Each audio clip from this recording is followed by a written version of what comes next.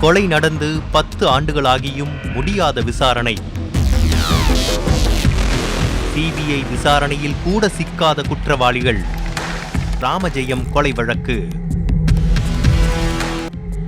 அதனை பார்ப்பதற்கு ராமஜெயம் போல தெரிந்தாலும் அவரது உறவினர்கள் அதனை உறுதி செய்ய வேண்டும்.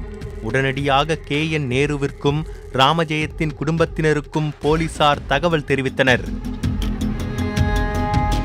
ராமஜெயத்தின் மகன் வினித் சம்பவ இடத்திற்கு சென்று அது தன்னுடைய தந்தைதான் என உறுதி செய்து ராமஜெயத்தின் சடலத்தை பார்த்து கதறி அழுதிருக்கிறார்.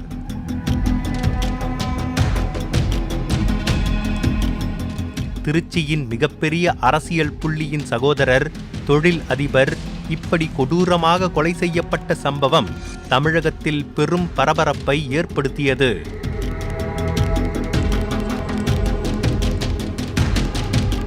உடனடியாக திருச்சி மாவட்ட காவல்துறை விசாரணையில் இறங்கியது. அப்போதைய திருச்சி போலீஸ் கமிஷனராக இருந்த சைலேஷ்குமார் யாதவ் தலைமையில் 12 தனிப்படைகள் அமைத்து விசாரணை நடத்தப்பட்டது.